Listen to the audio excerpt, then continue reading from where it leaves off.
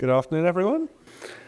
I am Simeon Warner from Cornell University, and I'm joined by Tom Cramer from Stanford and Rochelle Lundy, also from Stanford. I get to kick off.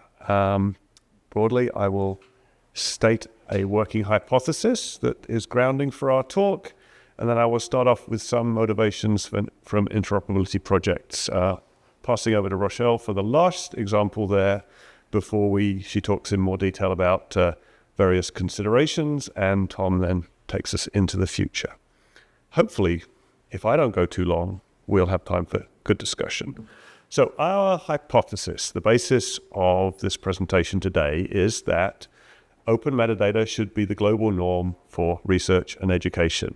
And the scope of that should cover articles, books, code, bibliomatics, cultural heritage, data sets, and probably some other things as well. But that's a good starting point if we can get them. So, taking some examples, we'll look at various case studies in metadata reuse that might motivate the sharing, and starting with cultural heritage. So, some of us have been working for quite a long time on something called the IIIF, and as a reminder, that stands for the International Image Interoperability Framework. So it was created for the very explicit purpose of interoperability and reuse. And right from the outset, the licensing of resources themselves, images, videos, and such, was thoroughly addressed. But we're in a situation in that very healthy community, which feels a bit like the days of the early web with web pages. Everyone's sharing them, but they haven't necessarily thought about saying that they can be reused. So we'd like to propose that the IIIF community should start putting explicit CC0 licenses on their metadata, which are called manifests in the IIIF space.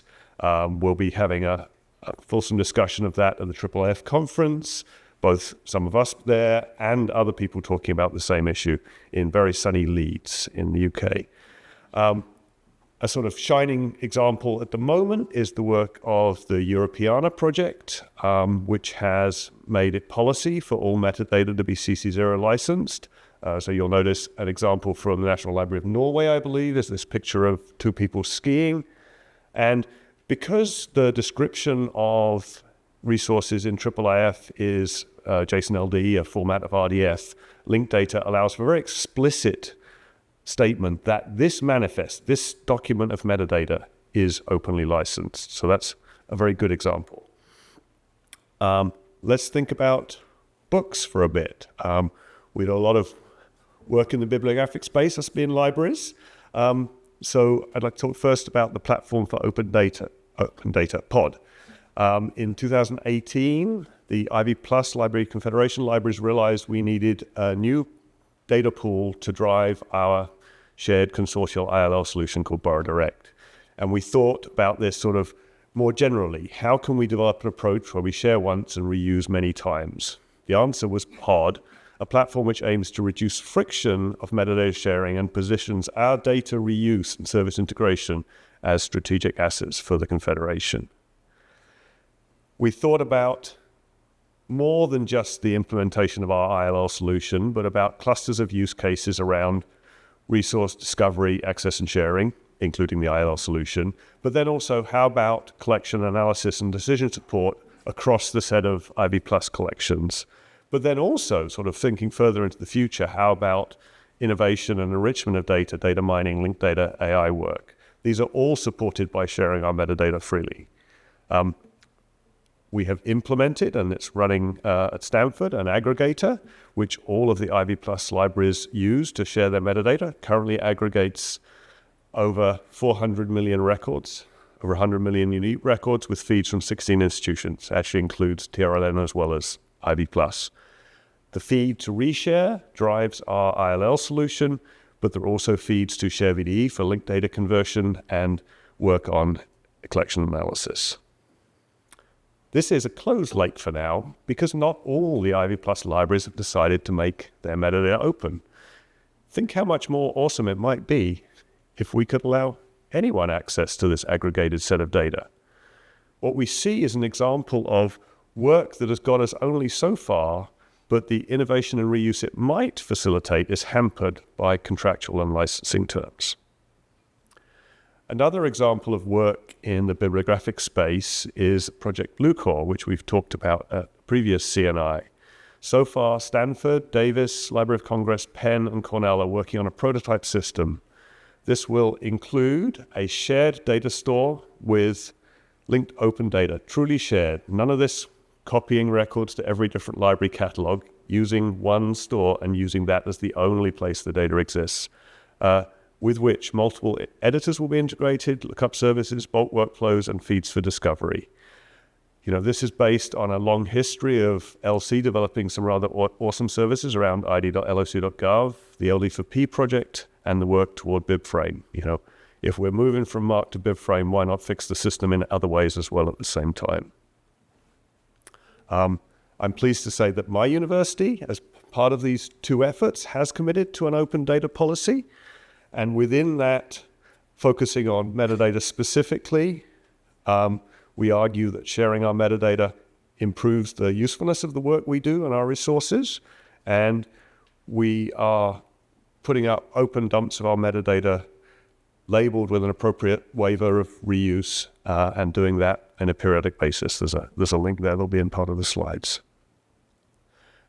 After we'd done that, we thought, well, since we would like other institutions to adopt this same policy and go ahead and start sharing their metadata more openly, maybe we should write up a little note about what we thought about to do this. And it really is 3 steps.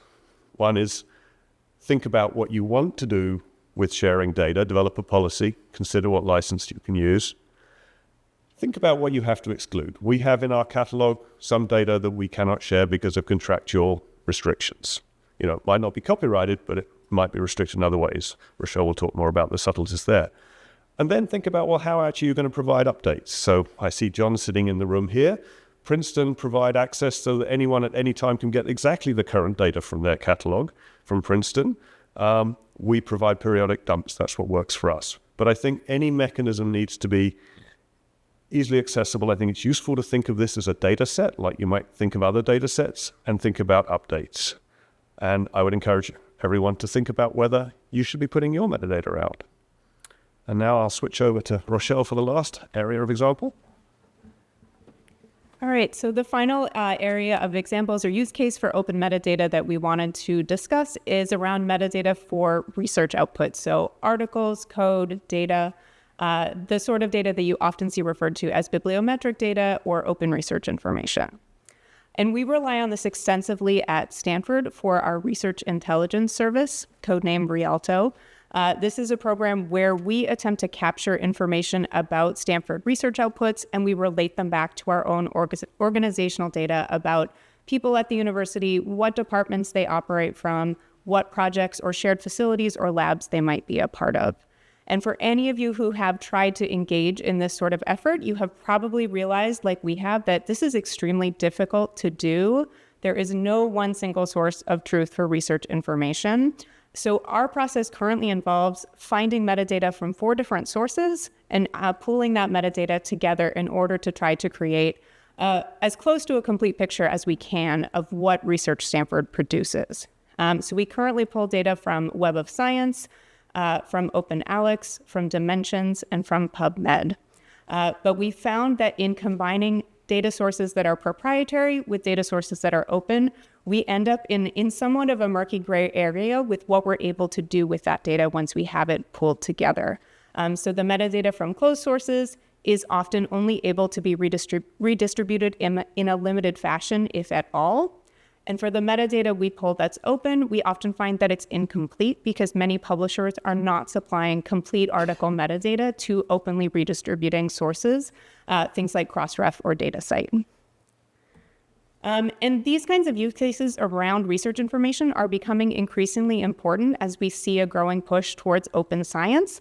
And we would certainly put forward that open science really needs open metadata. In the US, we're seeing the increasing push towards public access with the Nelson memo requirements that are coming into effect later this year, some of them in place already. Those specifically call for metadata to be deposited along with data sets and articles in federal repositories. We've also seen at the international scale the Barcelona Declaration on Open Research Information, which represents a broader cross-institutional commitment to all of this metadata about research outputs being open. And they have put forward that open data should be what is incentivizing and being used to assess the open science that we're asking our researchers to engage in.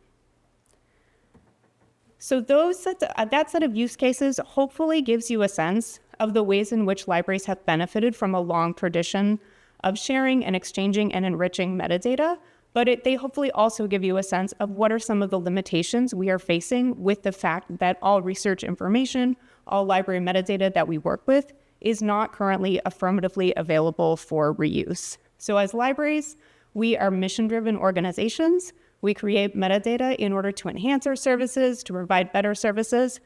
We aren't necessarily looking to do this for financial gain, but at the same time, our sharing needs to keep in mind what are some of the potential restrictions around opening the data that we use. So in the same way that we consider a number of factors when we look to open publications, we look to open data, we need to consider some of these same factors as they relate to the metadata that we use as libraries. And the first thing that often comes to mind when people think about open sharing is copyright. And in the United States, copyright applies to original works of authorship that are fixed in a tangible medium of expression. And this scoping of copyright is particularly relevant to metadata because it limits the protection of copyright to works that involve creative expression. And the courts and the Copyright Office in the US have been very clear that facts are not something that is subject to copyright. There can be copyright in a compilation of facts or an arrangement of facts if it's made in a creative way, but even then that compilation or arrangement the copyright only exists in that arrangement itself. It doesn't affect copyright in the underlying facts or materials. And when we apply this to metadata, the picture that emerges is that most of the metadata that we use in libraries is not subject to copyright. The metadata that we're using is inherently factual. It's factual by design because we are looking to it to provide an accurate description of the underlying objects in our collections. There may be certain expressive elements in library metadata that do meet that threshold for copyright, things like abstracts, things like summaries that include a more extensive description or expression that's arranged in a particular way, but most of the elements in our library metadata are only factual information and thus don't meet that threshold for copyright. When we arrange those elements into metadata records, we're doing so in an established way. We're doing them in a way that serves a particular function. We're not making a creative arrangement for copyright purposes. And so even that arrangement itself into individual records doesn't necessarily meet the standard for copyrightability. And this can be somewhat challenging to people who work in metadata because it may be seen as a signifier that what we create as metadata for metadata in libraries is not necessarily valuable, but is really only a function of how copyright law was designed. And in fact, the courts have been very specific in noting that things that are not copyrightable are not necessarily the product of expertise or skill or judgment, and we in libraries certainly all know that's the case with regard to metadata. That said, we do need to think about some additional copyright considerations as we looked internationally, so beyond the United States. And certainly many of us, I think, are interested in sharing with partners outside this jurisdiction. There are differences in copyright scope across different nations. So in particular, with regard to metadata, the standards for originality may vary. In some jurisdictions, using intellectual skill or judgment can help to signify protectable expression. So the threshold for that originality that's required for copyright may be lowered.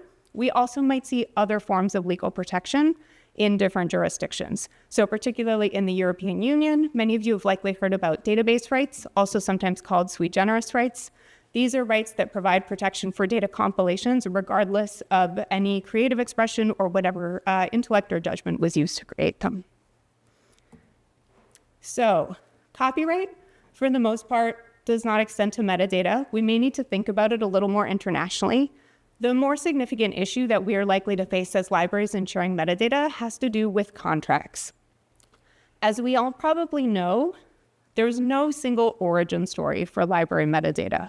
We acquire metadata in lots of different ways. Some of it might be created purely in-house within our own libraries. We might acquire some of it from a vendor. But a lot of it might be a mixture of those two things. We might start to create it in-house. It might be enriched in other platforms or services outside our library. And at any point in those workflows, contracts or agreements can come into play and affect what we're able to do with that metadata. Those contracts may limit the sharing of specific fields of metadata. They may limit sharing of metadata records altogether. We're going to be talking a little later in the presentation about how you can navigate some of those concerns. But before we do that, I'm going to wrap up by talking a little bit about how we can think about licensing the metadata that we are able to share as libraries, the metadata that we know is free and clear of the restrictions that I just mentioned. So metadata is essentially open data, and we can think about the same considerations as we advise our researchers to keep in mind when they share their data in sharing our own data.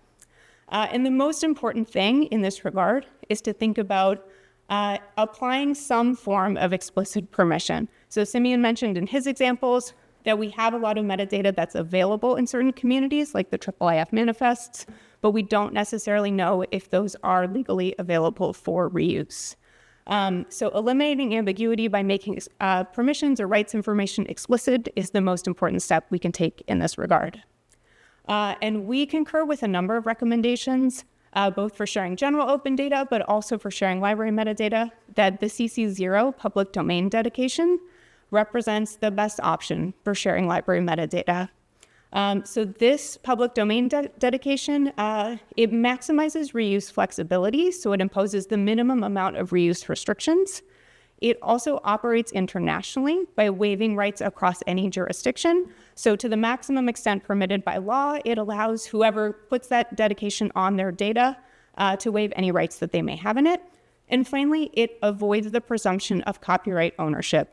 So by applying this dedication to your data, you're not necessarily declaring that you are the copyright owner of it, but you're saying to the extent you may have any rights in it, you waive those rights and allow others to exercise them. And I think that's me. So I get to wrap up. It's a very studious audience, I will just say. I'm just going to make that remark. All right. How many are there, besides Cornell with their open data policy, are there any other institutions in the room that have an open data policy? You can't, well, you can, we have one or two, three, okay, but that's double counting. Princeton and Yale, I see. All right.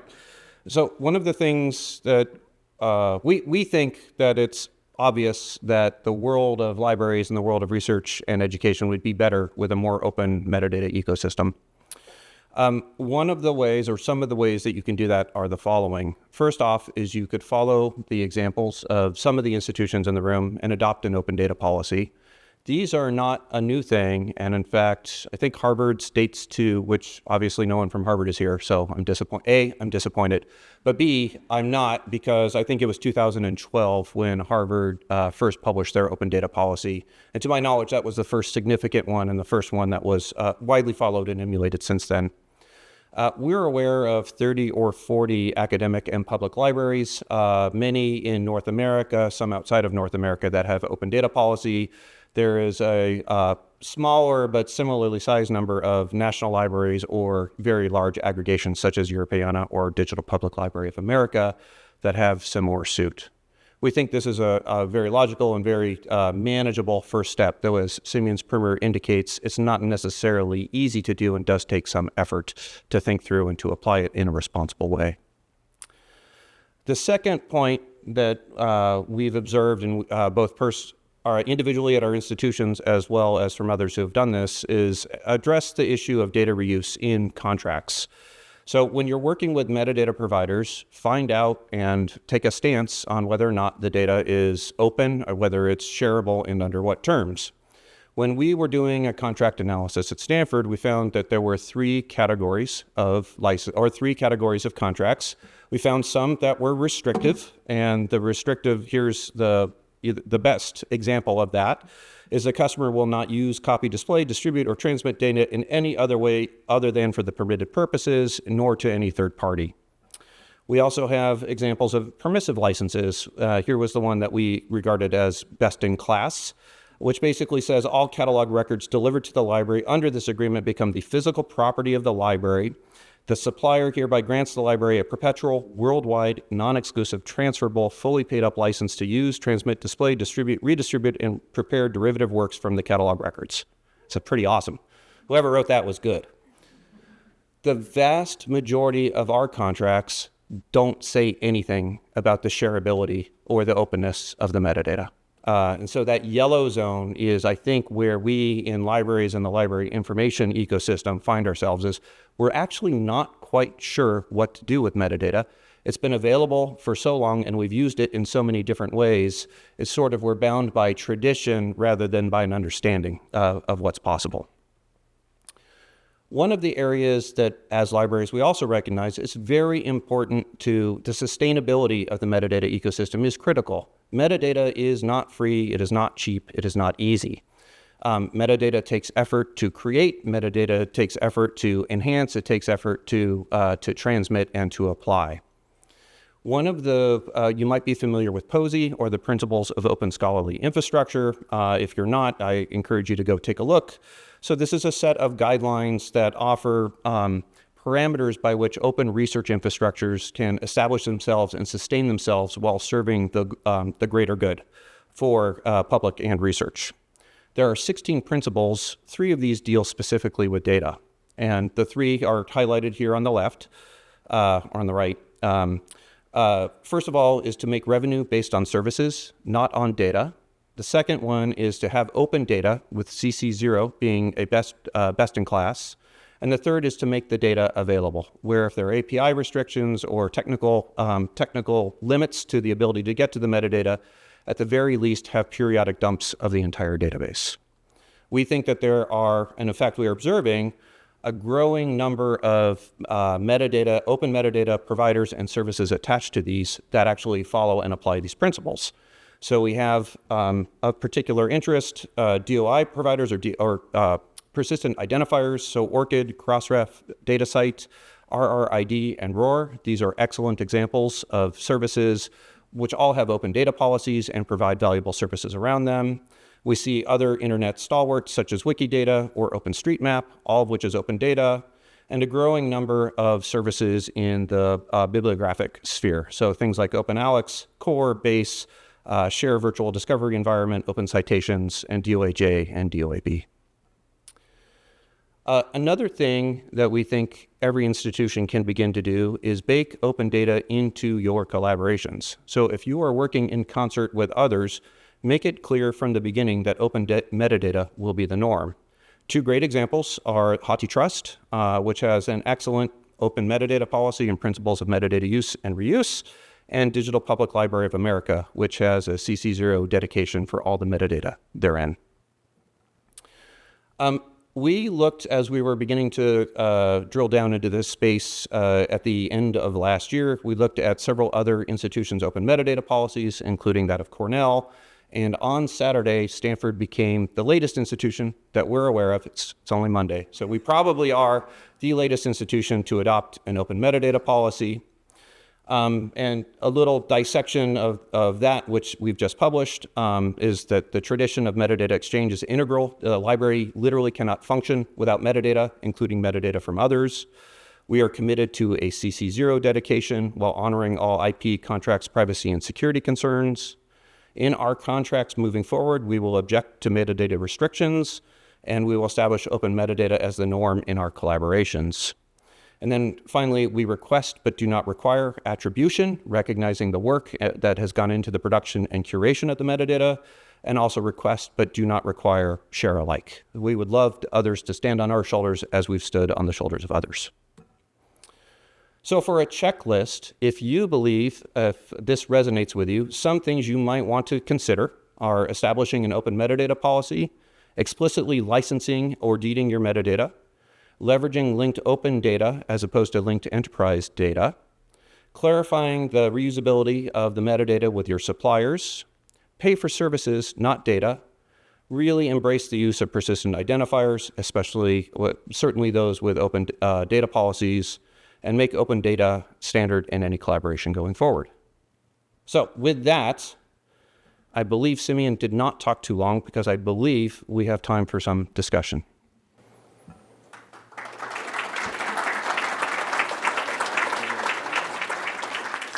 All right. I'll kick things off. Bruce Hedrick with JSTOR.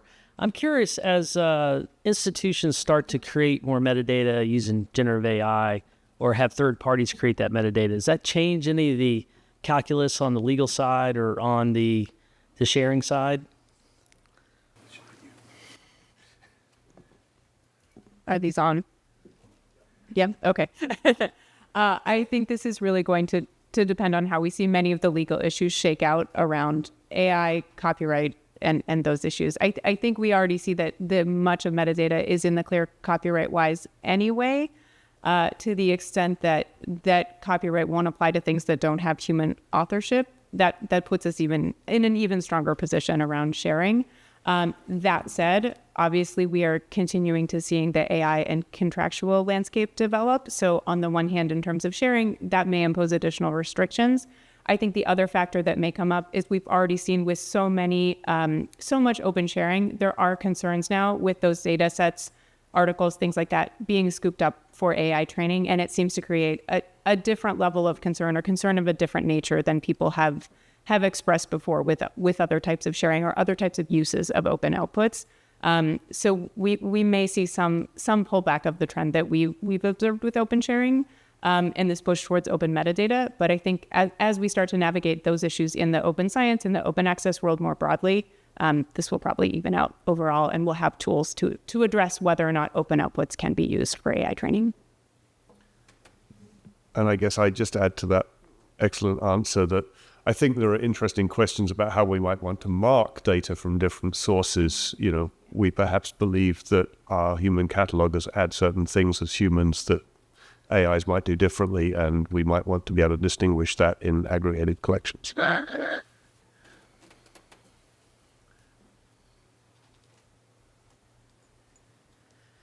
Lisa Hinchcliffe at the University of Illinois at Urbana-Champaign, but also will wear my board, chair of ORCID board hat, so thanks for the recognition there.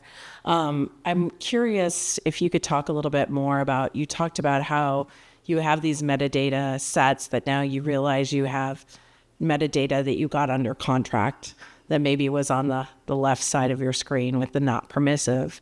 So can you talk about any strategies you've taken to basically like suppress that proprietary metadata out so that you can actually still share the parts that are not proprietary? Or to the degree, I would suspect most of us are in a mixed environment.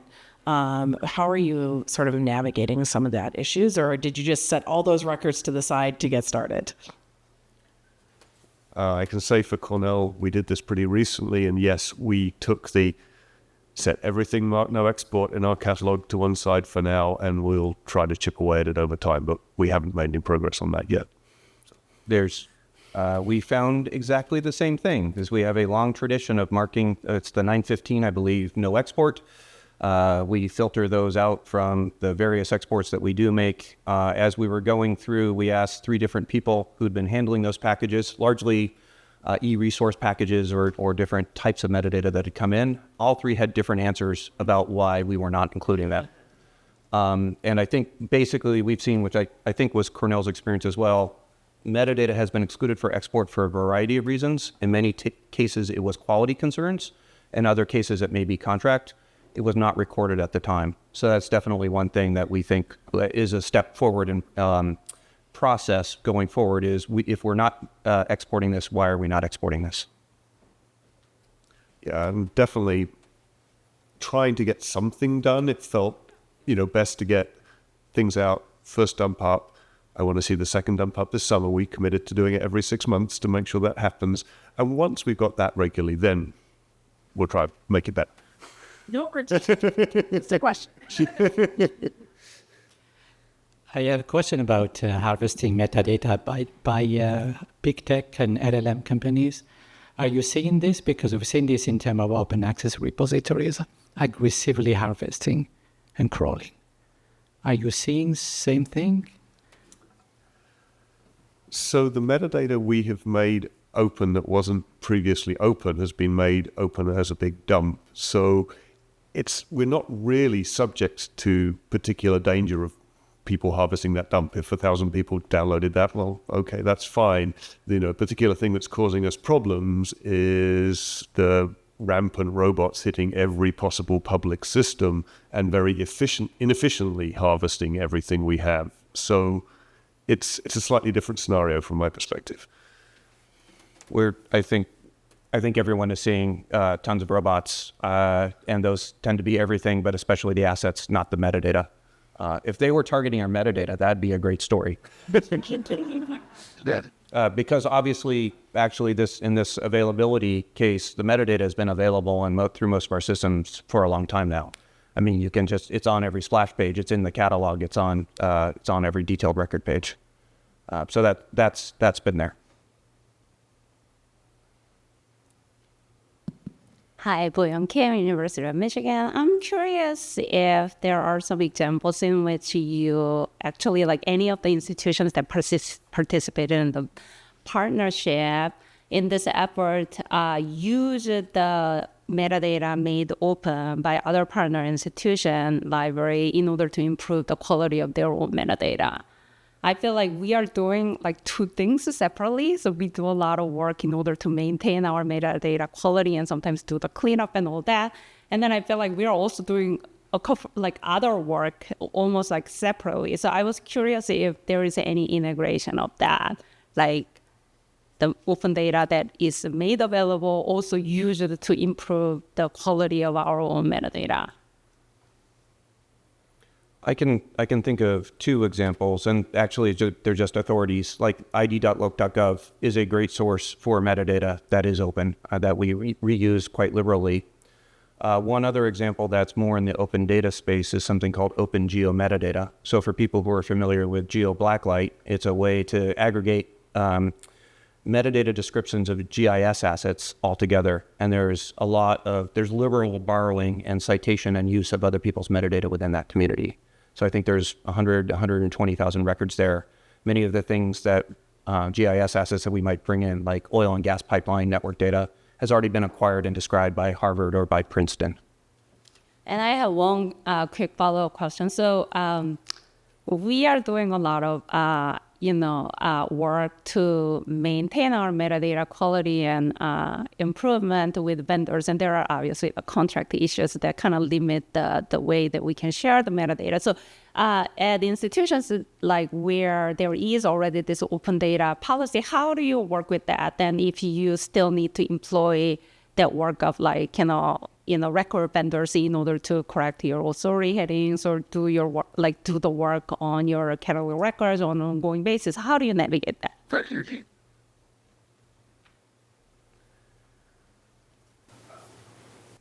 This is not quite my area, so I hope I'm not going to answer too badly off script, but I think what Cornell has done with various vendors in this space, we've actually been quite careful for a long time not to enter into excessively restrictive agreements. So we haven't ended up in a bad place, but I wish Jason Kovari, my colleague, were here to answer this better.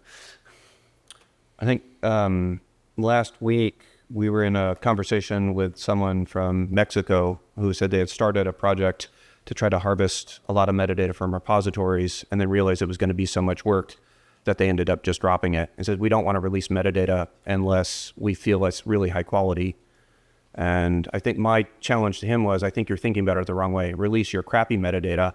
When your crappy metadata is out there, other people can actually pick it up and enhance it. And if they relicense it as good, or if they pay it forward with an open license, you'll be able to get that back. I think to some degree, I'm not sure, maybe cataloging experts in the room or at our institutions could answer this better.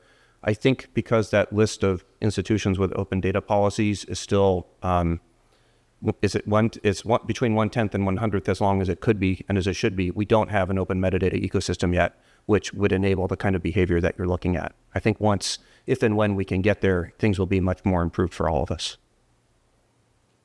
Okay, we are at time. So if anyone has any ideas, inspirations, or things that you think you'd like to take back to your institution, please feel free to talk to Simeon, Rochelle, or I at a break. And thank you for your time.